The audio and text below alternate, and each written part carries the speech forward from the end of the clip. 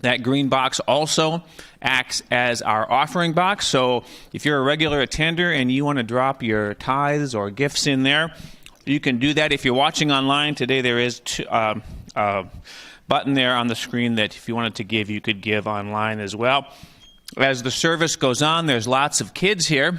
I apologize, I'm eating a cough drop because I'll just crunch it up and swallow it here.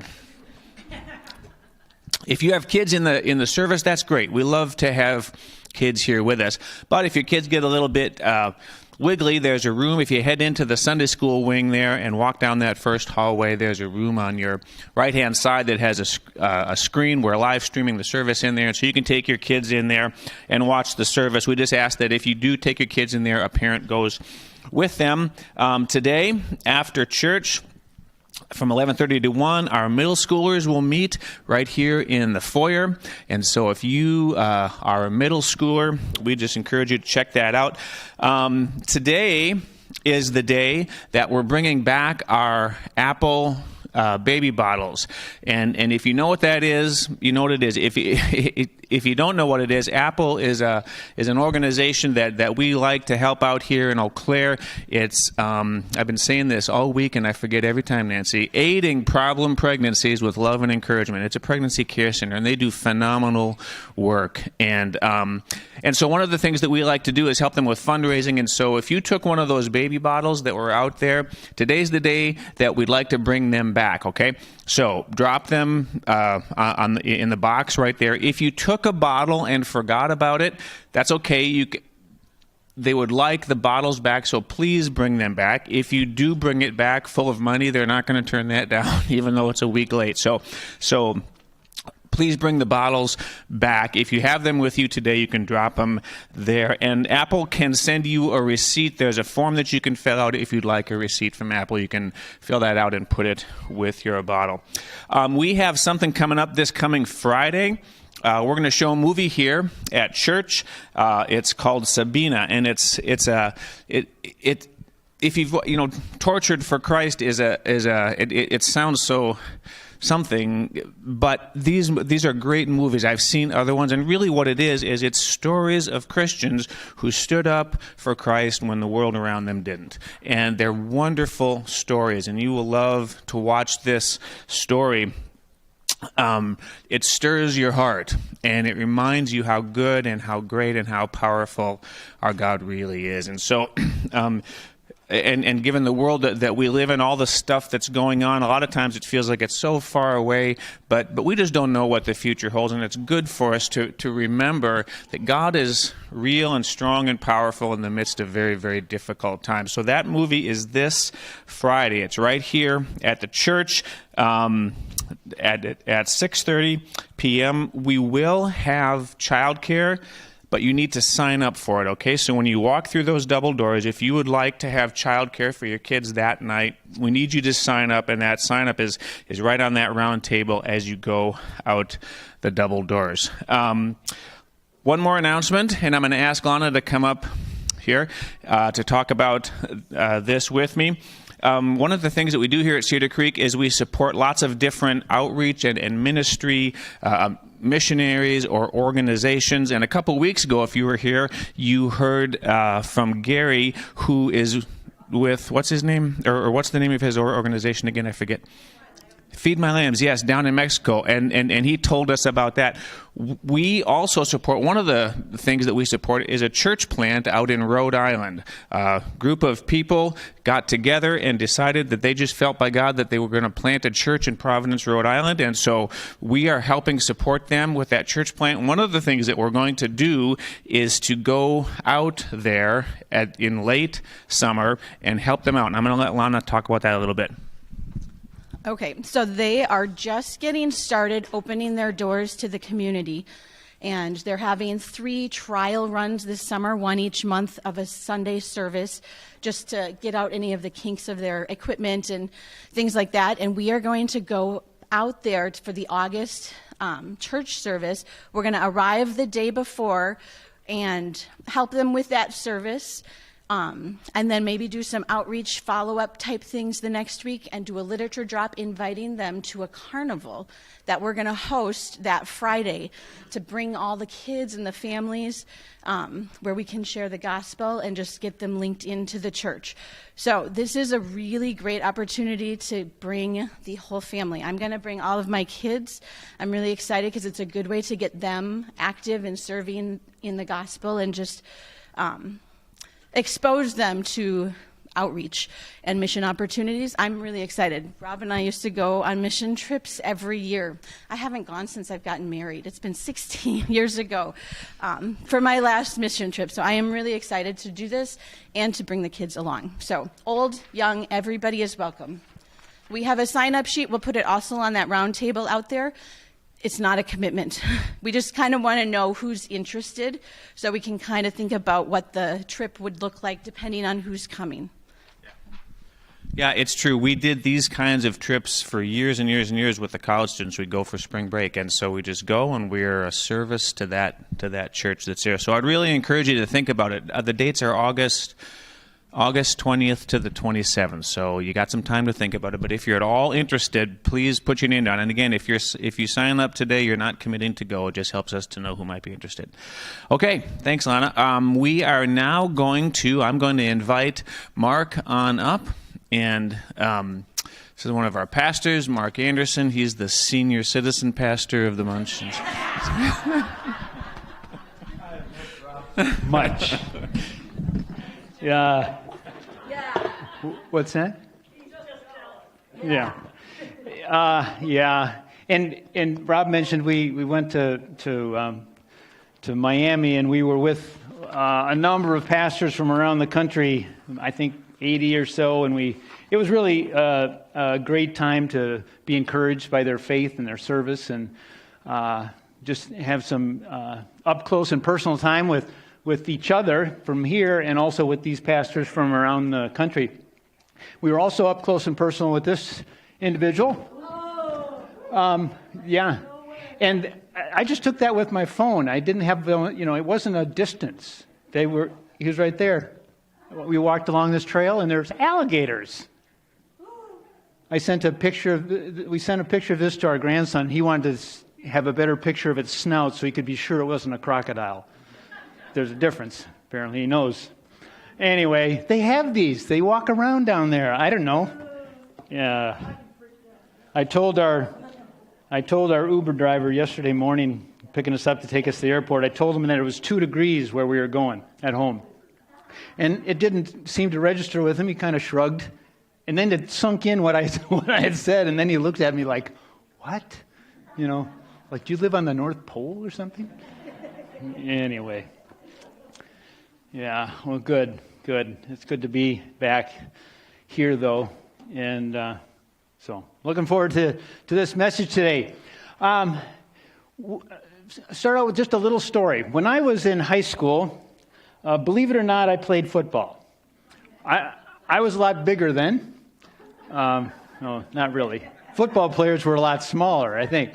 Anyway, and I had the position for a while until what happened. I was the long snapper for like punts. When your team is going to punt, there's a guy that takes the ball and snaps it back to the punter, 8 or 10 yards back, and then he kicks it. In one particular game, I snapped the punt. We were deep in our own territory. The punter was near the goal line, and I flipped the ball over his head. And so he then ran around in the end zone trying not to get tackled for a safety. He did make it out of the end zone, but it was a bad situation. And that punter, his name was Larry. I suspect that if I met Larry today, I haven't seen him in a long time, since high school. I suspect if he remembers me at all, he would remember that event. Oh yeah, you're the guy that snapped the ball over my head into the end zone. And so for him, that was a defining moment of Mark Anderson. And we're going to talk about a woman today, Martha. And I've been doing kind of a little informal survey the last couple weeks as I've been preparing for this. I've asked people, when I mention Martha from the New Testament, Martha from the Bible, what's your recollection? What do you think of? And they said, well, that's Mary's worried and busy sister. That's the one who wasn't sitting at Jesus' feet listening. She was getting dinner ready and she was preoccupied. Am I right? That's what we think of when we hear of Martha. She is Mary's nervous sister. And in fact, Nancy was listening to someone on the radio, and they mentioned Martha as the poster child of busy and worried. Wow. That's what we had. That's how we define Martha. And I am intending today to share some things with you that I hope will change our perception of Martha. I'm really excited about this. I'll share as we go through where this kind of started and all, but that's not all there was to Martha. That's not the whole story of Martha. And we're gonna explore that today. So let's pray, and then we'll take a look at Martha. Father, thank you that we can gather here freely today. We enjoy freedoms. We enjoy safety. We don't want to take that for granted. Thank you. We can be here together. Thank you for your word that instructs us. Help us to hear from you today. I pray that these things that we see in your word about this woman of faith and courage would make a difference in our thinking about our own relationship with you and our own walk with you. And so we commit this time to you. Thank you again that we have the privilege of looking into your word. In your name, Jesus, amen. All right, we're going to look at 3 events in which Martha is mentioned in the Bible. 3 events, and I believe they show that she was a woman of confidence, of conviction, and courage. The first event is in Luke, and that's in Luke 11, and that's the one that we so often think of. Luke 10. It's the one we so often think of when we think of Martha. It's a simple little story. It takes about a paragraph or so. Is all. Now, as they went on their way, Jesus and his disciples, Jesus entered a village, and a woman named Martha welcomed him into her house. And she had a sister called Mary who sat at the Lord's feet and listened to his teaching, but Martha was distracted with much serving. We know that part, right? And she went up to him and said, Lord, do you not care that my sister has left me to serve alone? Tell her then to help me. But the Lord answered her, Martha, Martha, you're anxious and troubled about many things, but one thing is necessary. Mary has chosen the good portion which will not be taken from her. True story. Martha was busy. She was worried. She was anxious. She wanted her sister to help her. She wasn't listening to Jesus. She was corrected by Jesus. Jesus corrected her. Rebuke is a harder word, but he rebuked her. He called her back from her busyness. In that instance, her mind and spirit weren't where they could have been in relationship with Jesus. She was corrected by him. And when we're corrected by someone, particularly if that's someone that we esteem rather highly, if there's someone that you really think a lot of, someone who's pretty important, and they correct you, that carries a little weight, doesn't it?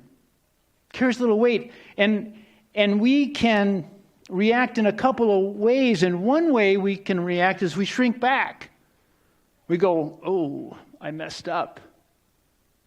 I got caught, maybe. Or Mary could have thought, oh, man, I'm never going to cook dinner again.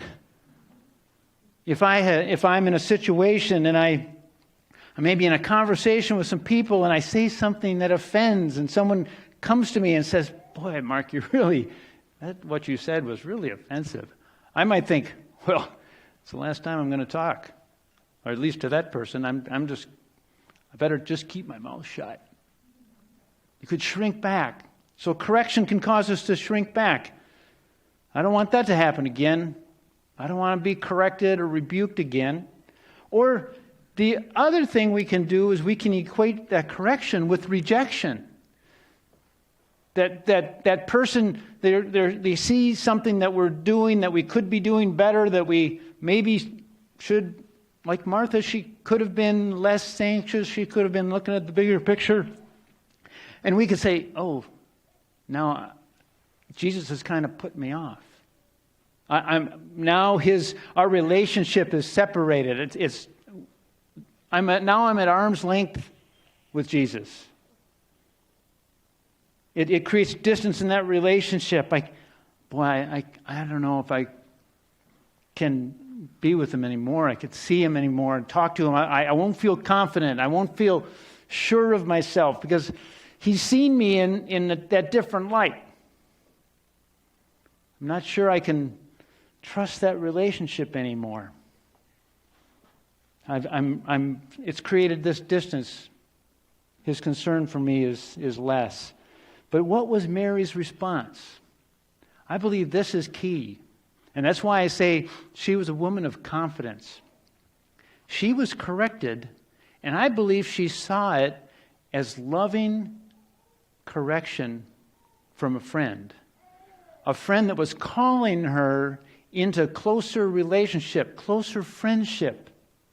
Wasn't putting her off and pushing her away and saying, Mary, Martha, if you're not going to be like your sister Mary, I don't want to have anything to do with you anymore. She didn't do that. She continued to serve. At the next event that we see Martha, we're going to see that she was still serving. In the same way she was when she was corrected. She was still serving Jesus in her home. She could have interpreted that correction as now I'm less in his eyes. He thinks less of me. Now he's always going to be thinking, oh, there's Martha, Mary's nervous sister. I don't believe Jesus thought about her that way. I don't think he saw her as the poster child for busyness. He continued to love her. In fact, even the way it records his corrections, Martha, Martha. It wasn't a put down, it was a call to closer fellowship, not putting off. He called her to greater devotion and friendship, and she could continue to serve. She was confident. And where was Martha's confidence? Where was her confidence? Was it in her ability to always be doing and thinking and feeling the right things? No, her confidence was in Jesus' commitment and love to her. Because it says there we're going to look at John 11:5. It says, Jesus loved Martha and her sister and Lazarus. I think it's kind of interesting that it's Martha and her sister. Jesus loved her. This is after the Mary and Martha story. Jesus still loved her, was devoted to her. And her confidence was in that, not in her ability to always be doing the right thing.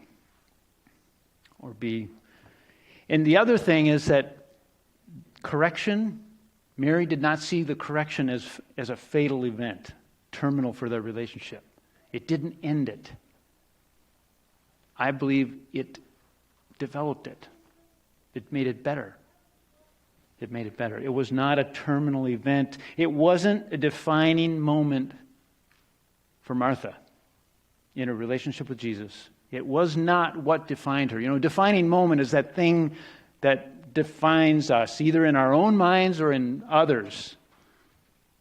Because sometimes we can see certain things, we can think about a relationship with, like my relationship with Larry, the punter.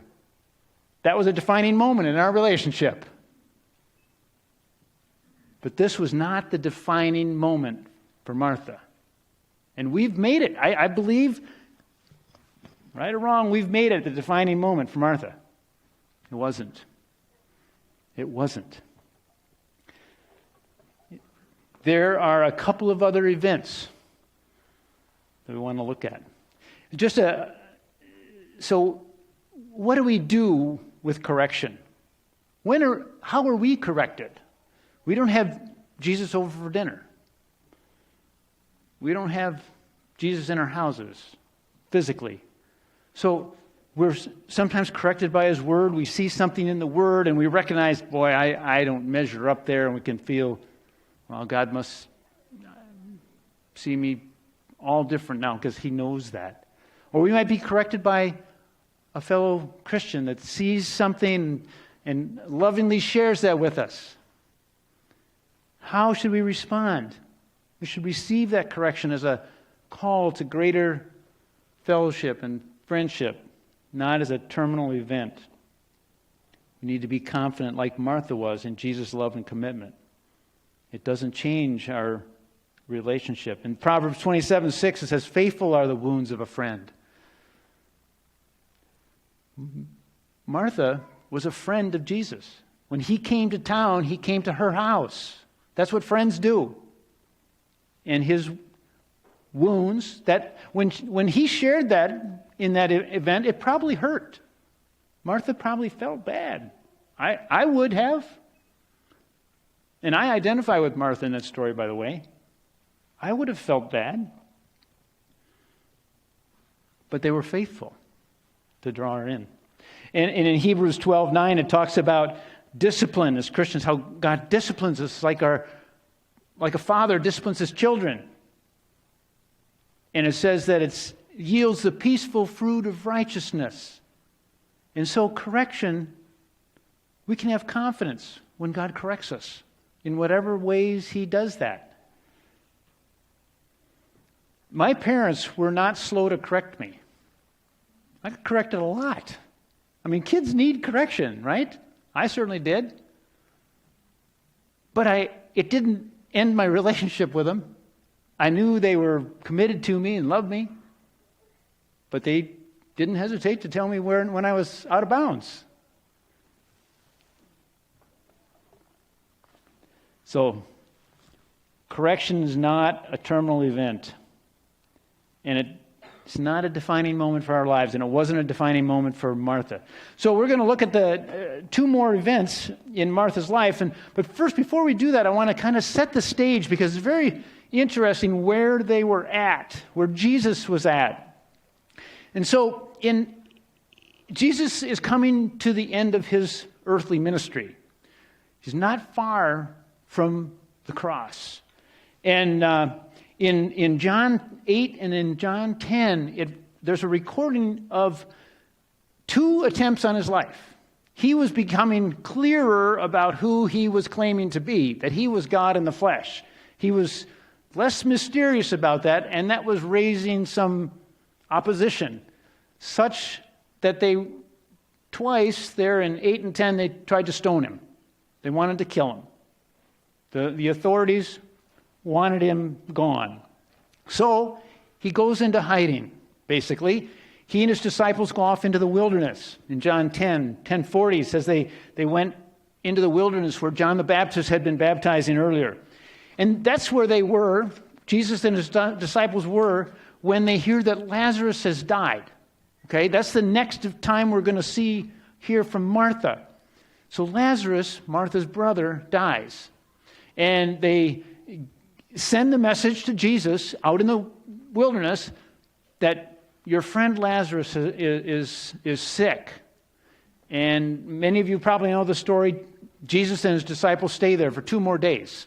They don't drop everything and run back to Bethany, which is where Martha and Mary and Lazarus lived. It's just 2 miles outside of Jerusalem. So Jerusalem's the center of things for the Jewish world, and the authorities are there. And that's what he was in that region when they were trying to stone him, Judea. And so then finally, after 2 days, Jesus says, let's go to Judea where Lazarus is. And his disciples said an interesting thing. The Jews were just now trying to kill you. And you're going to go back there?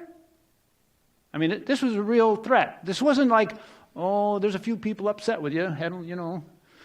I mean, it was just recently. He says, just now they've been trying to kill you, and now you want to go back?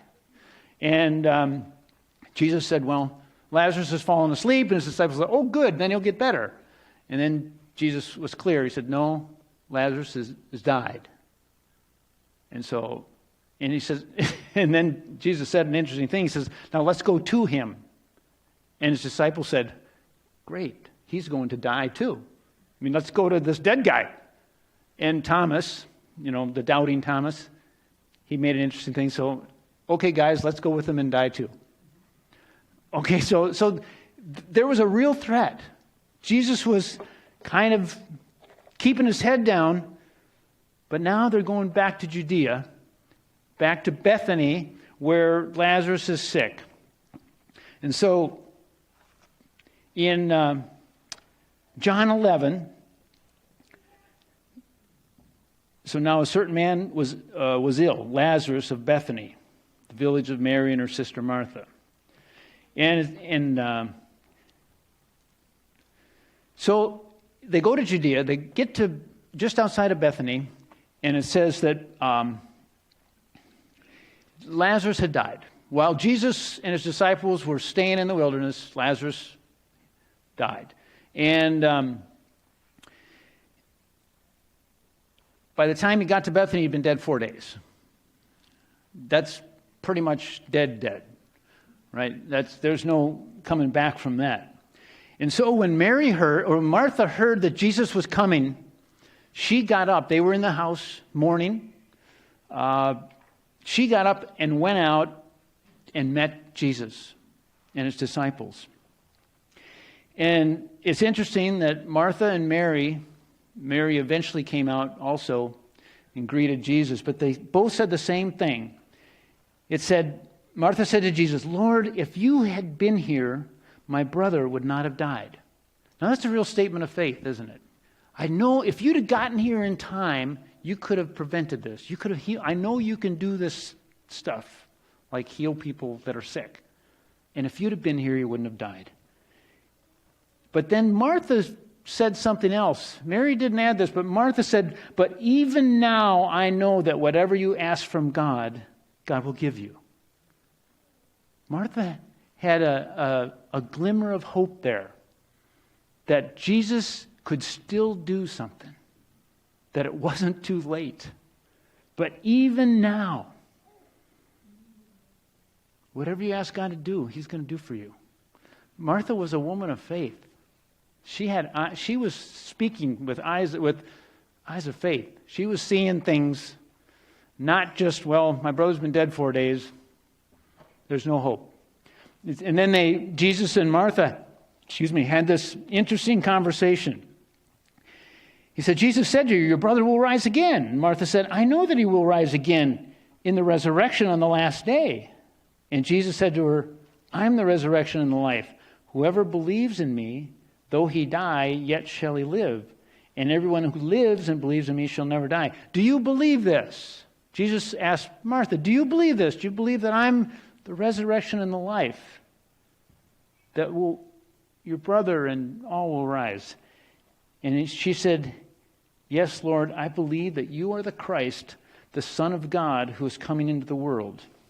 And this is the verse this statement by Martha, this is the verse that caught my attention. I don't know, 6 weeks ago or so, I thought, that sounds familiar. That statement. I believe that you are the Christ, the Messiah, Son of God, who's coming into the world. Matthew 16:16. Jesus was talking to his disciples, and they were talking about people were saying that Jesus was, that maybe he was one of the prophets come back, or that he was John the Baptist raised from the dead. They were speculating, who is this guy? And Jesus asked his disciples, who do you say that I am? And Peter said this, you're the Christ, the Son of the living God. And let me jump over there. He said, you are the Christ, the Son of the living God. And Jesus answered, blessed are you, Simon Bar-Jonah, for flesh and blood has not revealed this to you, but my Father who is in heaven. Martha said the very same thing that Peter said. And Peter was getting it when the other disciples were, and so was Martha. Martha had conviction, spoke with conviction about what she believed was true. And she was getting it when a lot of other people weren't. Even some of Jesus' disciples weren't understanding what Martha was understanding. I believe you are the Christ, the Son of God. She was saying something that was significant. Just like Peter. She was a woman of insight. She had great spiritual insight. She knew who he was, and she spoke of those convictions. So not only was she a woman of confidence in Jesus' love for him, she was a woman of conviction that she was able to see that Jesus was claiming to be the Son of God, and she believed he was. She saw him for who he was, and she spoke it. She spoke it. What's a lesson for us there? Convictions. To be convinced of something that's true, and to live that way, and to speak it. Mary didn't say, well, I'm not sure. I'm not sure. My neighbors don't think Jesus is Son of God. I don't know. Maybe I'll wait. She was convinced, regardless of what others were saying, regardless that maybe not everybody was able to see it, she was.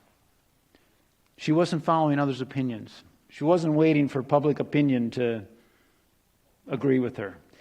And so where do we exercise convictions? In our world today, that's challenging. It's challenging. Where are we challenged to be convinced? Because so much up in our world is up for grabs. It's like whatever you want to believe. You be you, You believe your thing, I'll believe my thing. But is there truth? Is there things that we can rest upon? And this word is full of things that we can rest upon. To be convinced that this is the Word of God. And to bank on it. To be confident in it. What am I sure of? Relying on God's understanding, not my own. Seeing with eyes of faith. Martha was seeing with eyes of faith. She could see. She was hearing the news about, Jesus is in trouble. Jesus is heading, it looks like it's not going the right direction. And he's the Messiah. She believed that. And she was acting that way. She was convinced. She was a woman of conviction. So I pray that we would be people, that I would be a person of conviction, not wishy-washy, not, I don't know. Maybe, but a woman to be a person of conviction, like Martha. All right. So so now Jesus has raised Lazarus. He's raised Lazarus from the dead. And it's interesting that there was quite a crowd there when Lazarus was raised from the dead. They'd come out to be from Jerusalem. They'd come out to be with the sisters whose brother had died. And they had seen what happened. There were a number of eyewitnesses to see Lazarus walk out. And it says in 11:45, it says, many of the Jews, therefore, who had come with Mary and had seen what he did, believed in him. So, if you saw somebody call somebody out of a grave who'd been dead for 4 days, that would tend to affect your opinion of them. It's like, wow, he is who he said he is. It says, But some of them went to the Pharisees and told them what Jesus had done. So some went and reported him. Look, he's at it again. He's done a really big one this time. And so there's a discussion between some of the religious leaders recorded there. And in verse 53, 1153, so from that day, they made a plan. So from that day on, they made plans to put him to death. So again, Jesus is just days away from the cross. He's heading to Jerusalem. And here's where the plot begins to be formed, to put him to death.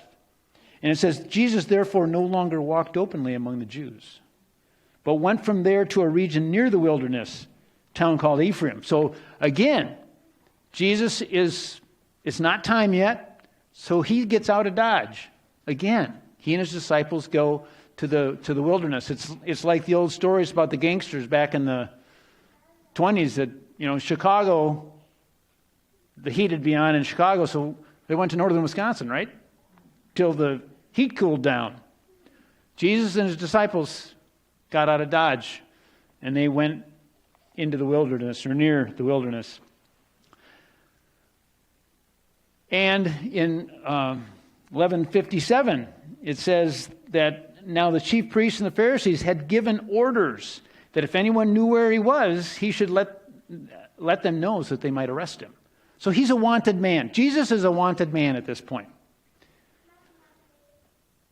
And if you skip ahead to verse 10 in chapter 12, it says, "So the chief priests made plans to put Lazarus to death as well, because he's the evidence of this huge miracle. And people are coming to believe in Jesus because of Lazarus.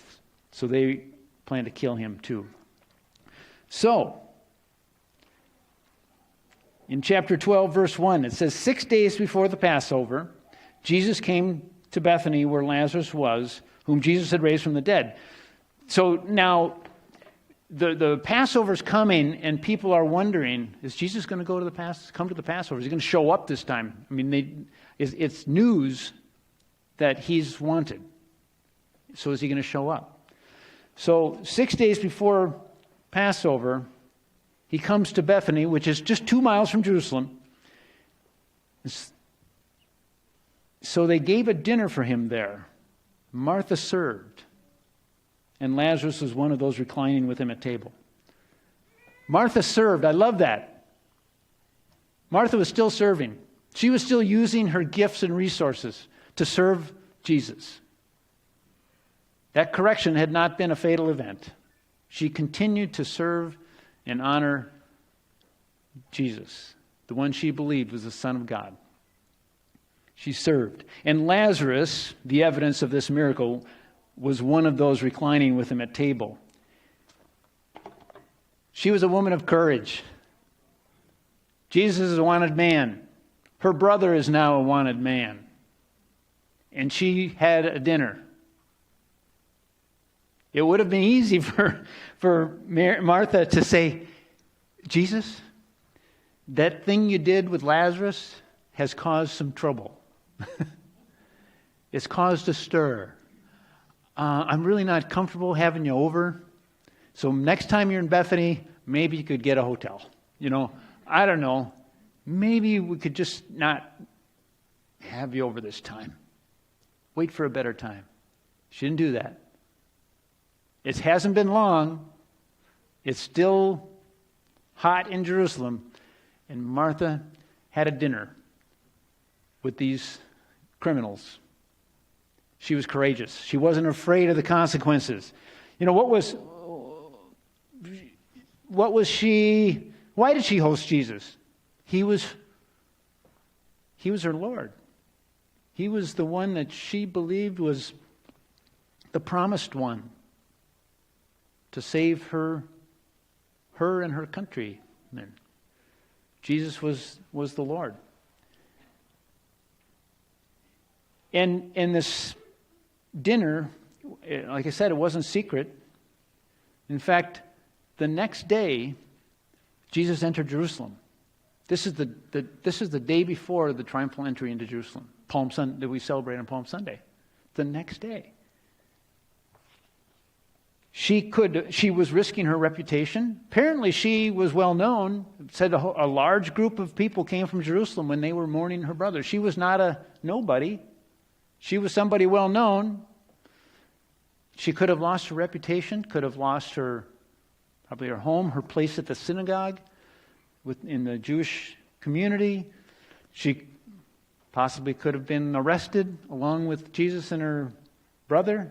She was risking something.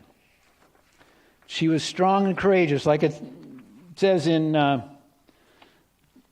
Joshua 1:9. It's a great verse that we can all take heart by. Have I not commanded you, be strong and courageous? Don't be frightened. Don't be dismayed, for the Lord your God is with you wherever you go.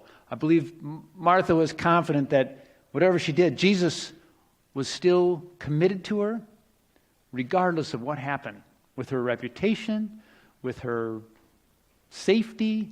She was taking that chance. So where are we in need of courage?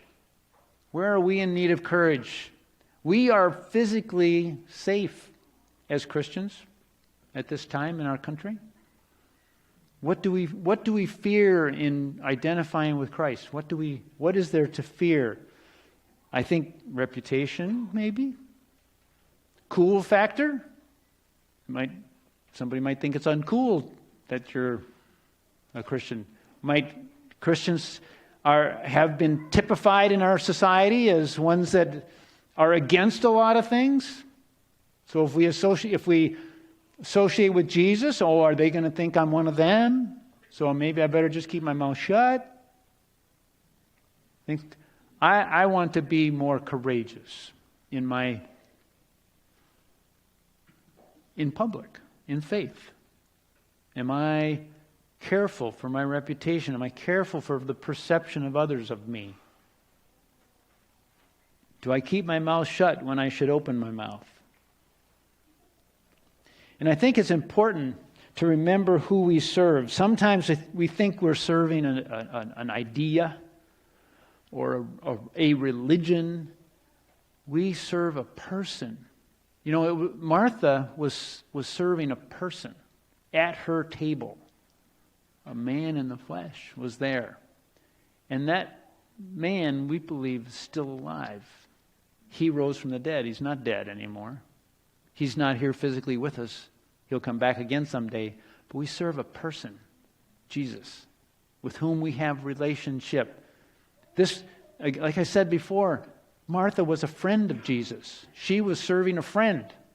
And she was standing up and putting herself at risk for a friend.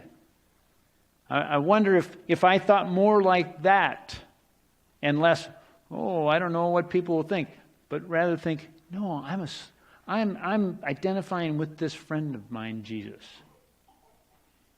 This person. Remember who we serve. So Martha was confident. She was a confident woman. Correction was not a defining moment. It wasn't fatal. It didn't diminish Jesus' love for her. She was confident in Jesus' love, not in her own performance. I can identify with that. She was a woman of conviction. She saw. She knew what she believed. She saw and was assured that Jesus was who he said he was.